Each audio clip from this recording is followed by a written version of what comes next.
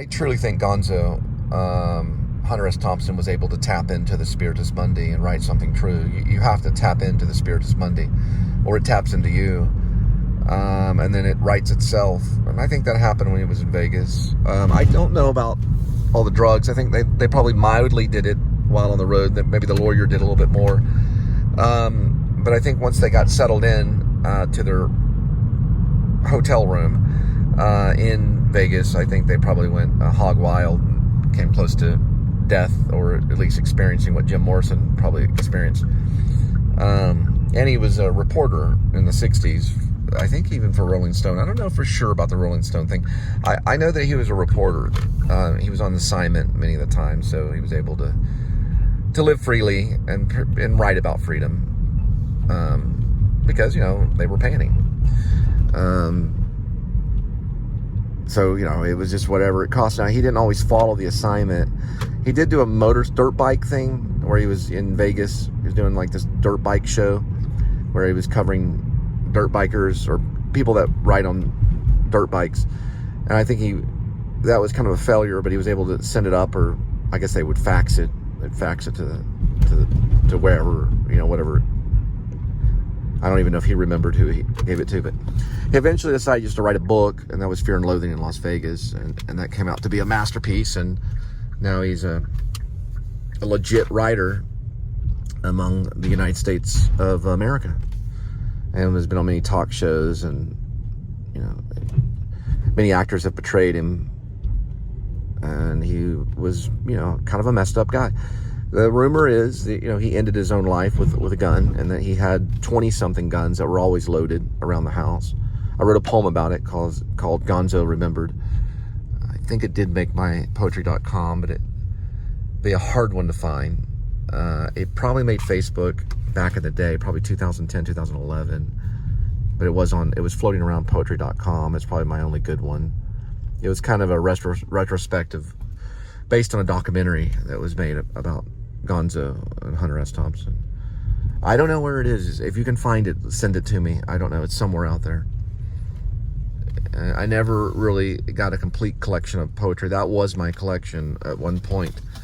But I started a new collection on a category under My Poems, and I wrote another one a few nights ago about something. I don't really remember. We gotta drop this one off.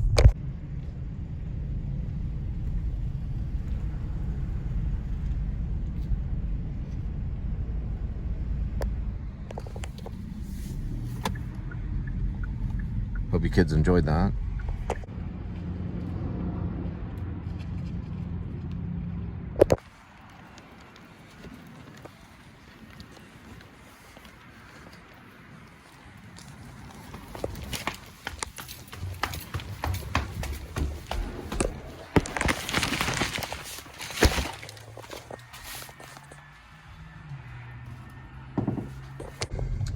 Just to check in on the entertainment aspect of looking at things.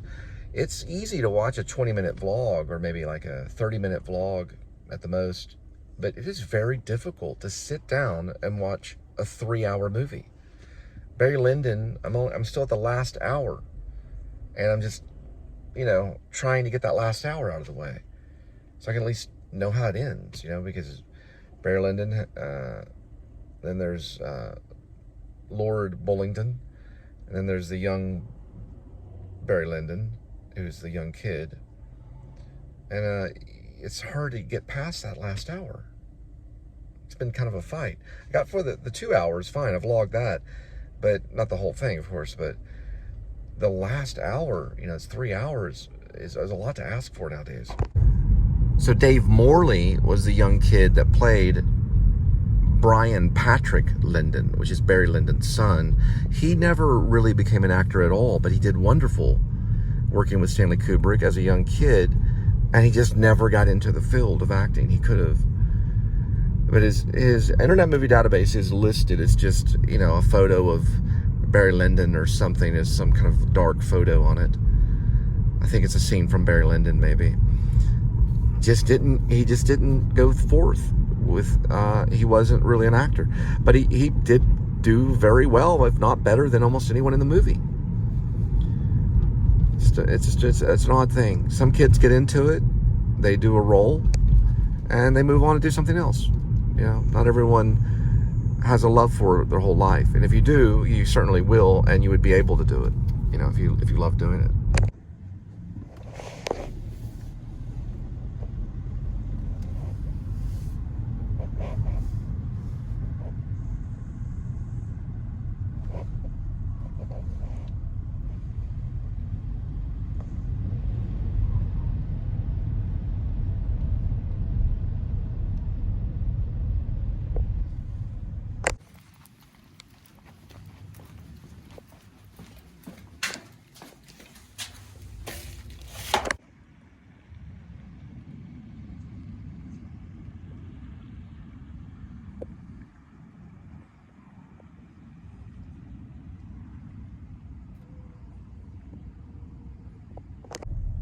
All right, next drop will be a total of 6.8 miles. We'll arrive in 15 minutes. We'll be there at 5:37 in the PM. So guys, and Fred Armisen, if you're listening, 4-part I have on the short stories, okay? It starts with Men, then it goes to Silver Alert Kitty and Pet Taxi and After the Wreck. The one I wanted for Fred Armisen, or the 3, which would be Silver Alert Kitty, Pet Taxi, and After the Wreck. The Men was a story that's kind of a personal story about me growing up in junior high, but it switches over to the stand-up comedian in Florida. It's a 4-part series. I don't really have the name for the 4-part series. It could be the Silver Alert Kitty series. The Silver Alert Kitty is kind of the introduction to Fred and what he's doing. Pet Taxi is the exciting thing with the state trooper, and he steps in front of the 16-wheeler, and the cat, gets out of the Pet Taxi. And then After the Wreck kind of sums it up. All 4 could, be part of whatever, I don't know what I would name it. I'd probably just name it the Silver Alert Kitty. It's 1, 2, 3, and 4. I only got 2 of them on Fiction Press and Fan Fiction. That would be Silver Alert Kitty and Pet Taxi. I think they safely went on there. One's in code and one's in the English language. All 4 are going to be category on novel stories on my Facebook, Cole Spivey. You go to novel stories, you'll be able to read all 4. I wrote it in Old South over a period of like a week or two, and maybe over a period of like 2 or 3 weeks, when Linda was working at next door to this Old South. She was working at Macaroni Grill, and I would come back from Grubhub early, and I wrote that maybe over a period of 3 weeks or so. It was like coffee and just more coffee, and writing. It was stand-up. But anyway, yeah, check it out. The song that I would like to use, if we can make it into 3 short films, the one I'd like to use, or maybe even 4 short films, but eventually it's called, it's from Fastball. It's called The Way. I'm listening to it right now. And we got a red light. Let's see, can I make it green? Here, let's do the green little trees right there. And also my shirt's green too, right here.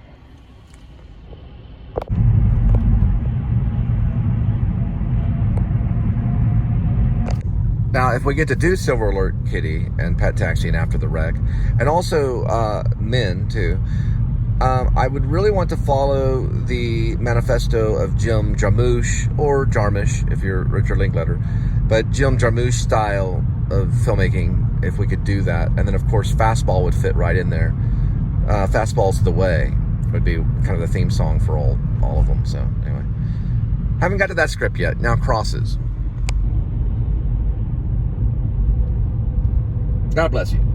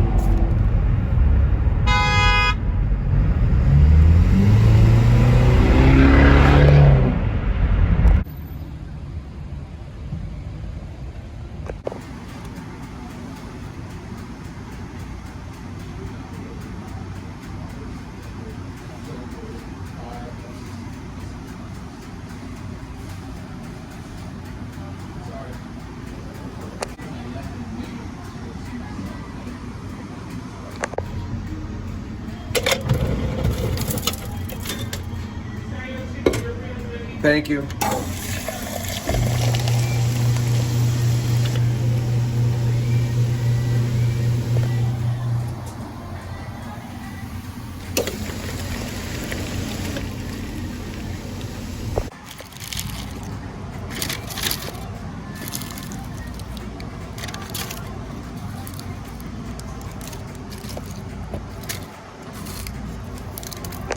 Man, their Taco Bell is quick. And that was a Chipotle Ranch grilled chicken. I haven't even time to eat it. We're headed to Home Depot, and it's going to be a 19-mile. You are on the best route despite slower than usual traffic. You will arrive at 6:24 p.m.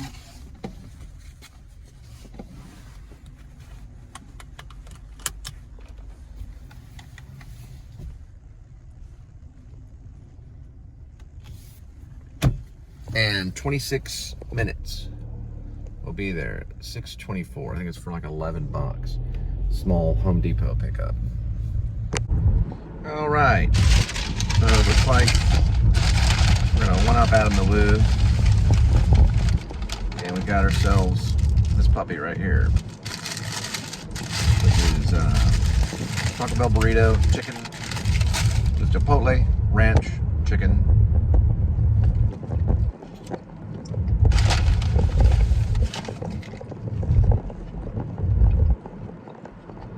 I put the Fritos on it and everything.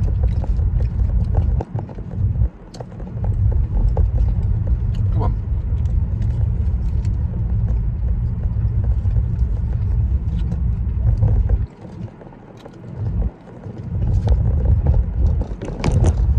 While driving.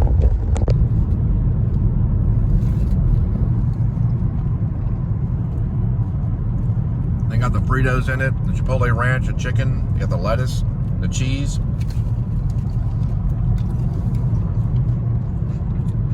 Not too bad.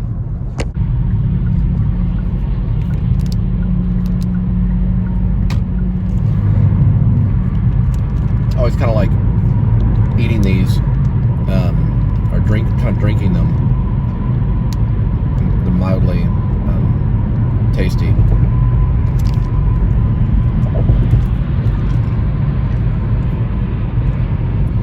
Linda doesn't like when I do it, but it's kind of like a, you know, like a little chaser after the burrito. So every area in this area by the airport has a zone. So we're in zone 203 right now. This is going towards South Lake. Zone 203. So they all have like zones and everything. I don't really know if it shows up on maps though. You can kind of see it as we pass it.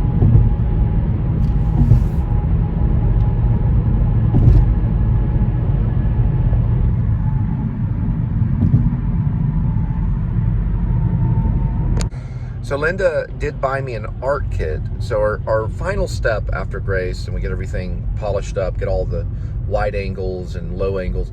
I do know at the vestibule sequence, when we first see Gerald Oldman III, he walks into the pub, he goes to the vestibule to put the umbrella up. That's at a low angle looking up, where we almost, you know, the umbrella is almost put onto the camera almost, and we're looking upwards, and he's seeing his friends. We've already done the point of view shot where he was looking in the pub window, and you could see Tony, Ian, and Fred. Then he walks into the vestibule. It is afternoon, so light comes in, but it's overcast because there is rain that's going to arrive. And that's when he says his line, you know, the boys are watching Fight Night. So we first introduced to Oldman, Gerald Oldman III, and he's kind of, you know, very strange. Because for one thing, he walks into the bar wearing a 19th century English hunter outfit with a, I think they call it a dubak hat with the feather, you know, the hunting hat. And he's got the powder horn and just all the, you know, deerskin, maybe a deerskin jacket, we may add that. And he's just very strange because he's done like this little YouTube show down the road, and he got a costume attire, a costume outfit to do this. So he walks in. They don't really go berserk on him because they already know that he's strange. So they're like, oh, he's dressed up again. but they're kind of a little tired of his, constant YouTube show and dressing up and doing Monster Quest. But Tony, who's, he's the only one that makes the comment about his attire. He says, what is it, Shakespeare Day? He's not saying that because he thinks it's during the Shakespeare time. He knows the difference. He's only saying it just to kind of insult him. And then Gerald responds back with, this is a 19th century English hunter attire, Tony. This is not 16th century Shakespeare. And he says something, you like my getup? He dances it around in the bar. It's a very bar sequence, Someone at a bar would do that eventually somewhere in the world, especially in England. And then he comes in, he's already there, of course. You know how I am. And then he sits at the bar, and it takes some time to do the whole tattoo sequence where he sees Grace Lippen's tattoo. You know how Gary Oldman is, of course. And then he finally sees it, and we get very close encounters, Richard Dreyfuss. And he gets up onto the bar as if he's walking a plank. It could easily be Johnny Depp's role, I know this. But he walks the plank, and he's walking over the pints. And he's, balancing, and he gets right up to the screen, right there. And that's when he's, I've seen that tattoo. I know its origin. I cannot believe this is happening. My dear God. That whole sequence, my dear God, is almost in tears. So it's a very sincere moment where he realizes that Grace Lippen is a werewolf.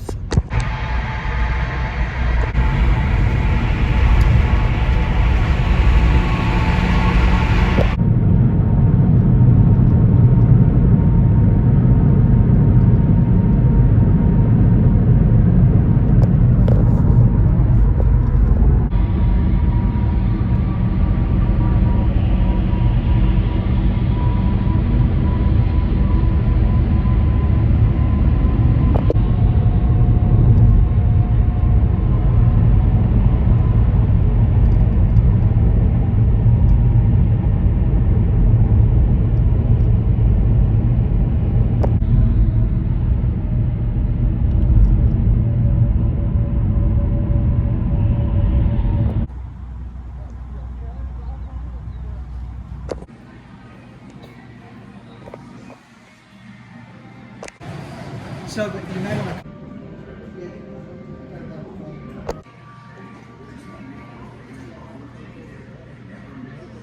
Does it have the stabilizer? So if they ever tell you they can't get anything, it's very unlikely. So it's probably not true. There's some people that don't agree with Roadie or the new way of work. But just be persistent. Show them the app. Show them it's live. It's a live order.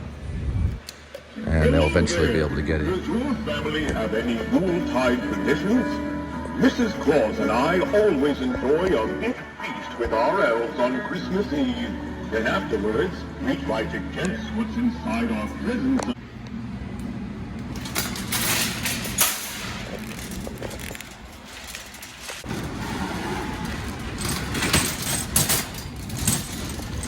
So originally this order was switched over to, I guess it's like the Roanoke branch, or it's the, I believe it's the Roanoke Home Depot.